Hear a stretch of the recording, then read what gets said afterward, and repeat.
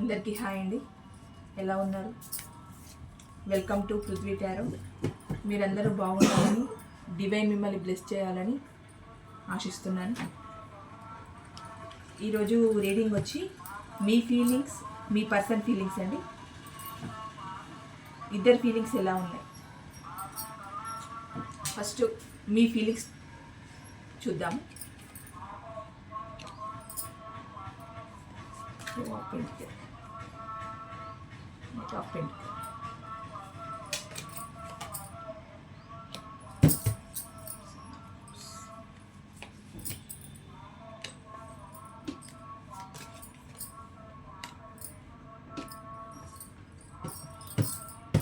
మీ feelings ఎలా ఉన్నాయనంటే, మీరు ఏదో విషయంలో జగిల్ అవుతున్నారు.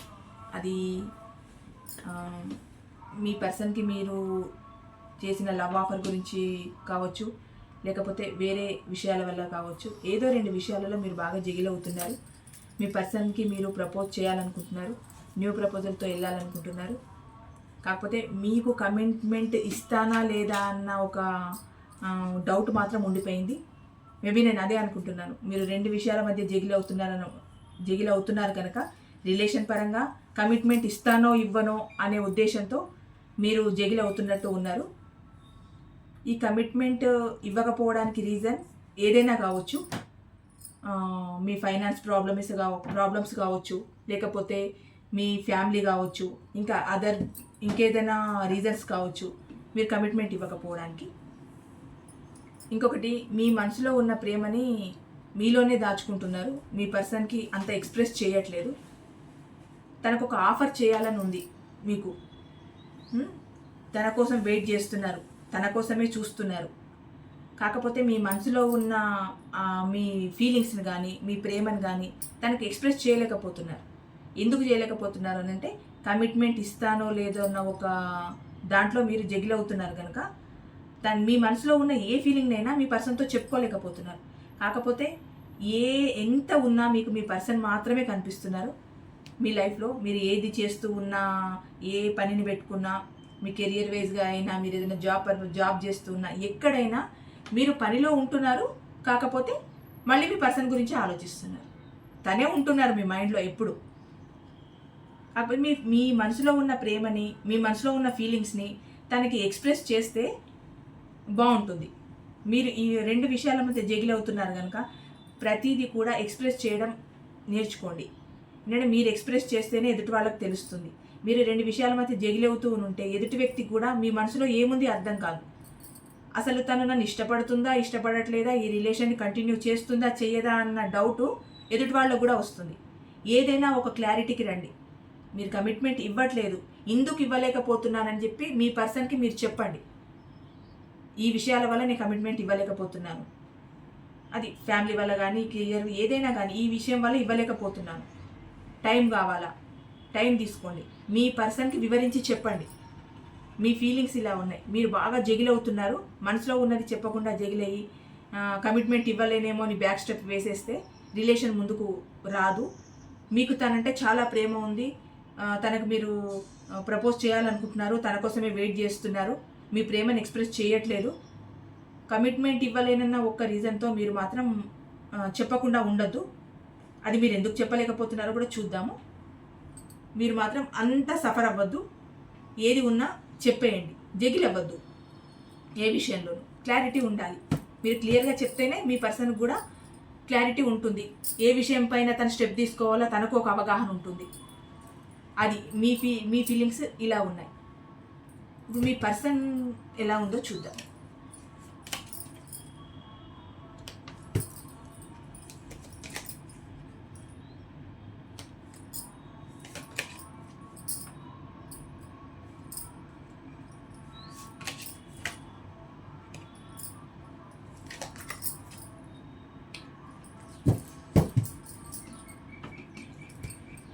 మీ పర్సన్ మరి పాస్ట్లో మీ మధ్య ఏం జరిగిందో తెలీదు.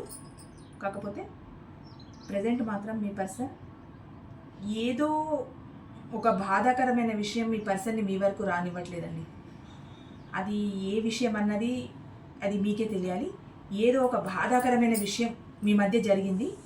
అది మీ మధ్య జరిగిన ఇష్యూస్ కావచ్చు, ఆర్గ్యుమెంట్స్ కావచ్చు, గొడవలు కావచ్చు, ఎలాంటి క్లాషెస్ అయినా రావచ్చు. అలాంటివి ఏదో తన మనసులో చాలా ఉండిపోయి మీ వరకు రాలేకపోతున్నారు. రావాలని ఉంది, యాక్షన్ తీసుకోవాలని ఉంది, కానీ మీ మధ్య జరిగిన వాటి వల్ల ఏమో ఏదో ఒక బాధాకరమైన విషయము తన మనసులో గట్టిగా ఉండిపోయి మీ వరకు రాలేకపోతున్నారు. కానీ మీకు రావాలి, మళ్ళీ మీకు ఒక న్యూ ప్రపోజల్ చేయాలి, మీ లవ్ లైఫ్ని న్యూ బిగినింగ్ చేయాలి, మళ్ళీ ఇంతకు ముందులాగా మీరు ఉండాలి అని చెప్పి తన మనసులో చాలా ఉంది. ఇంకోటి ఏంటంటే తనని తనే మోసం చేసుకుంటున్నారు. అది థర్డ్ పార్టీ సిచ్యువేషన్లో ఉన్నారు. ఆ థర్డ్ పార్టీ సిచ్యువేషన్ ఏదైనా కావచ్చు, మదర్, ఫాదర్, సిస్టర్, కెరియర్, ఏదైనా కావచ్చు. థర్డ్ పార్టీ సిచ్యువేషన్లో ఉండి తనని తనే మోసం చేసుకుంటున్నారు. అంటే మీ వద్దకు రాకపోవడానికి రీజన్ కూడా అదే కావచ్చు. తన మనసులో ఒక బాధాకరమైన విషయం ఉంది కనుక మీ వరకు రాలేకపోతున్నారని చెప్పాను కదా, అది థర్డ్ పార్టీ సిచ్యువేషన్లో ఉండడం కూడా కావచ్చు. అది ఏ సిచ్యువేషన్ అయినా కావచ్చు. ఒకవేళ కుటుంబమే ఉందనుకోండి, కుటుంబాన్ని మించి మీ వరకు వచ్చే ప్రాబ్లమ్స్ ఏంటో కూడా తను ఫేస్ చేస్తానా లేదా అని భయపడుతున్నారు. ఆ థర్డ్ పార్టీ సిచ్యువేషన్లో ఉండి తనకే న్యాయం చేసుకోలేకపోతున్నారు, తనని తనే మోసం చేసుకుంటున్నారు. మీ మీద ప్రేమ ఉంది, మీకు ఎక్స్ప్రెస్ చేయాలి, చెప్పాలి, మీ వరకు రావాలి, కానీ అక్కడ థర్డ్ పార్టీ సిచ్యువేషన్లో ఉండిపోయారు. ఇంకొకటి, తనకంత అన్ని పరిస్థితులను అధిగమించి మీ వరకు వచ్చేంత స్ట్రెంగ్త్ లేదు. ఎందుకనంటే యాక్చువల్లీ అన్నీ ఉన్న పర్సన్ మీ పర్సన్. అంటే తను ఏదైనా అనుకుంటే ఏదైనా చేయగలుగుతాడు. తను ఎమోషనల్గా తనని బ్యాలెన్స్ చేసుకోగలడు. ఎవరైనా ఒక మాట అన్నా తనని తను నిలదొక్కగలడు. ఎంతమంది తనను కొంచెం చిన్న చూపుగా చూసి మాట్లాడినా కూడా తన ప్రేమతో దాన్ని జయించడానికే చూస్తారు. Strength card. తను ఎలాంటి పర్సన్ అంటే కూల్గా ఉంటారు. ఏదైనా ప్రేమతో జయించాలి, గొడవలతో, ఆర్గ్యుమెంట్స్తో ఏది చెయ్యలేము అన్న ఉద్దేశం ఉన్న, మైండ్ సెట్ ఉన్న పర్సన్ మీ పర్సన్. కాకపోతే ఇక్కడ ఈ కార్డు వచ్చినాక థర్డ్ పార్టీ సిచ్యువేషన్లో ఉన్నారు కనుక మీ వరకు రాలేకపోతున్నారు. హెర్మెట్ పొజిషన్లో ఉన్నారు. అంటే ఇప్పుడు కొత్త దారి ఏం వెతుక్కోవాలి, నేను ఈ రిలేషన్లో నేను ఒక కొత్త దారి వెతుక్కోవాలి, ఏం వెతుక్కోవాలి, అందులోనే ఉండిపోయారు. కాకపోతే వస్తారు, మీకు న్యూ ప్రపోజల్ చేయాలి, మళ్ళీ మీ లవ్ లైఫ్ని ముందుకు తీసుకెళ్ళాలి, న్యూ బిగినింగ్ జరగాలని తన మనసులో ఉంది. వస్తారు ఖచ్చితంగా. కాకపోతే ఇలాంటి సిచ్యువేషన్స్లో తను ఒక స్టెప్ ముందుకు వేయలేకపోతున్నారు. తనకి ఇప్పుడు ఏ దారి కనిపించట్లేదు, కొత్త దారి వెతుక్కోవాలనుకుంటున్నారు మీ పర్సన్ పాస్ట్, ప్రెజెంట్, ఫ్యూచర్ చూద్దాం. పాస్ట్, ప్రెజెంట్,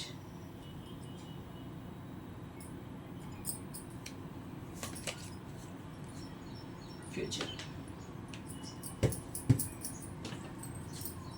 పాస్ట్లో మీ పర్సన్కి మీరంటే చాలా ప్రేమ ఉంది, అట్రాక్షన్ ఉంది, చాలా లవ్ మీరంటే. ప్రెజెంట్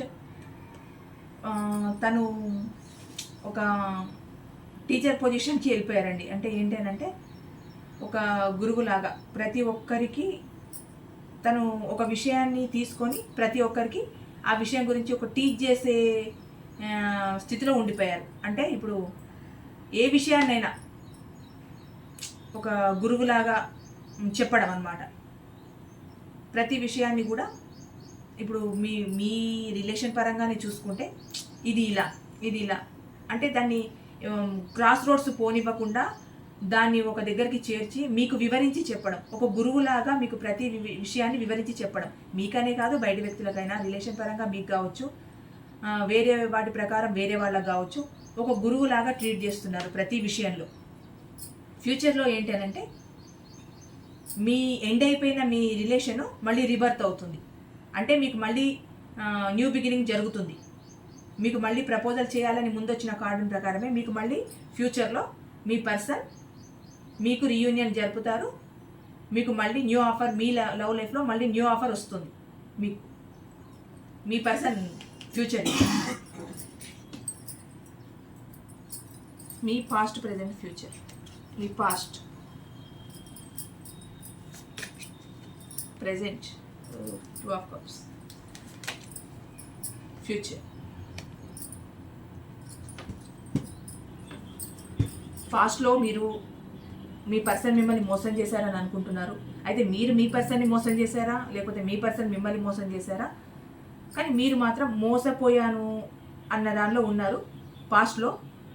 ప్రజెంట్ మీకు మీ పర్సన్ అంటే చాలా ప్రేమ ఉంది, మీ పర్సన్కి మీరంటే చాలా ప్రేమ ఉంది. మీ ఇద్దరిది సోల్మేట్ కనెక్షన్.